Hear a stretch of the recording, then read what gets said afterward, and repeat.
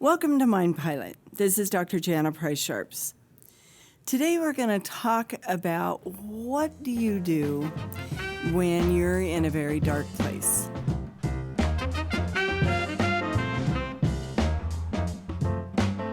Maybe you have become fairly isolated from people you love. Maybe you're not talking to colleagues. Maybe you're putting on this happy face and everybody would describe you as this happy person. And inside, you feel fairly defeated. You just can't seem to get to a place where you feel better, and you feel kind of backed into a corner, and you start believing the lie that there is no way out, that there's no way you're going to feel better, that there's nothing you can do that will help you heal, and that you're just stuck.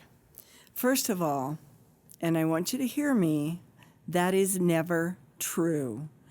There are always things that you can do to make your life better. Now, I understand there are situations that, long term, maybe your life is going to change, or health issues, that kind of thing. I understand that. But almost always there are some things that you can do that will help make your life better and will help you feel better without harming other people or harming yourself. So here is I call it the vortex. Here's what I see so often happen is whether it's somebody in the military or somebody working in a department as a first responder, they start working a lot, they're gone from home a lot, they're exhausted, they're not getting any sleep. Now family is upset with them because they missed this or they weren't there for that, and so a lot of anger. And so now they're isolated from home, so they take on more overtime or they deploy again because home is miserable. Everybody's upset with them because they've been gone so much. So then they just isolate, and then they're left with their own thoughts. So unless they're working, they're left with their own brain without anybody giving any feedback. And they just ruminate, and the ruminations start to sound like, why am I even here? People would be better off if I was dead. And I hear that over and over and over from my folks initially in treatment, that I just, I've come to the point, I'm wondering if people wouldn't just be better off if I was gone. They're always mad at me. I can never do anything right.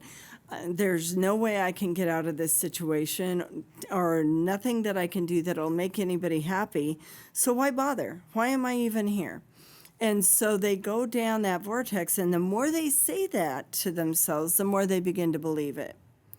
So first of all, if you're saying those things to yourself, please go get some help.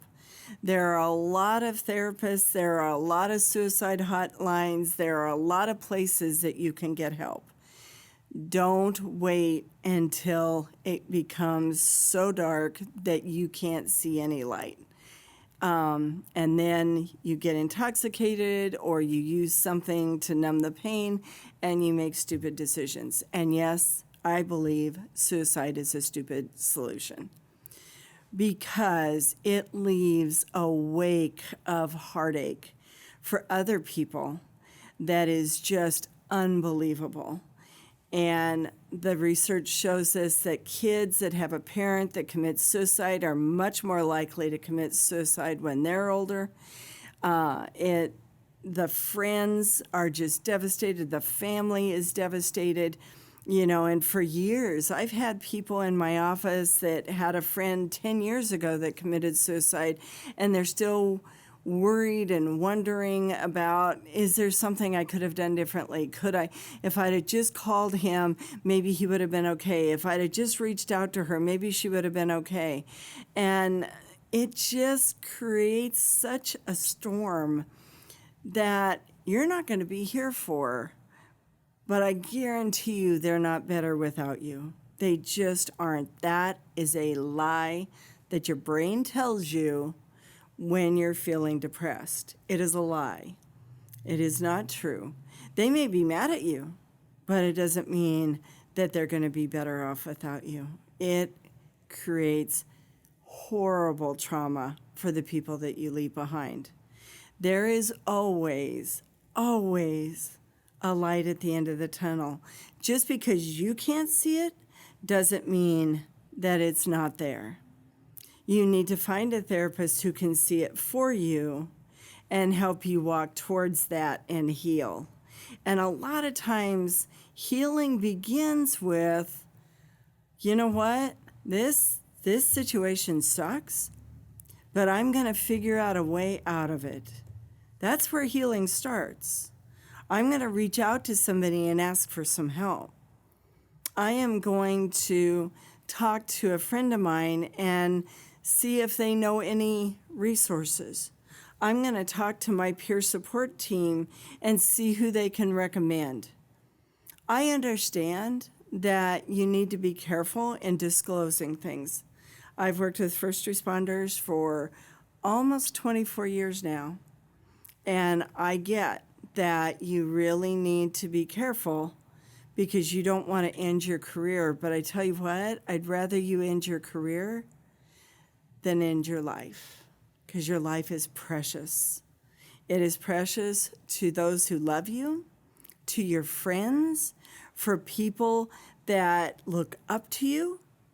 And I guarantee you, if you're a first responder or you're a veteran, I know that there is a lot of negativity out there, but there's still a lot of people that look up to you. And if you're in a dark space, you may go, well, what do I care? I don't know them.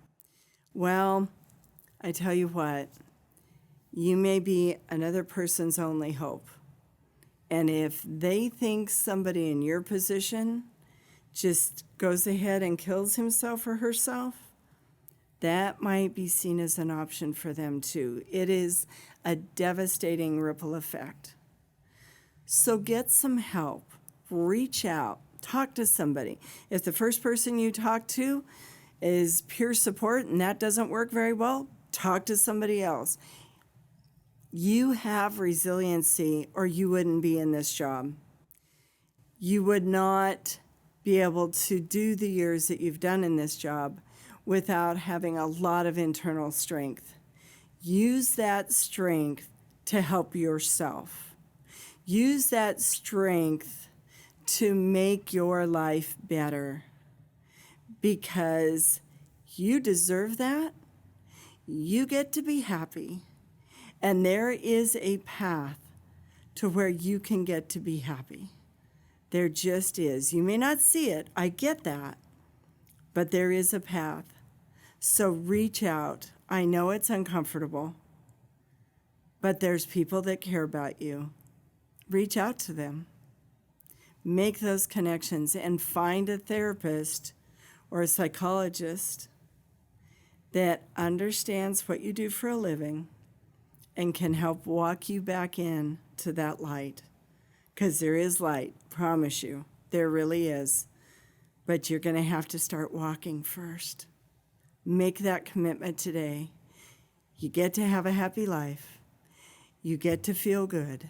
You get to wake up in the morning and go, you know what? Life's good. You can do this. I know you can. But you're going to have to start walking. Take care, my friend. This is Dr. Jana Price-Sharps from Mind Pilot.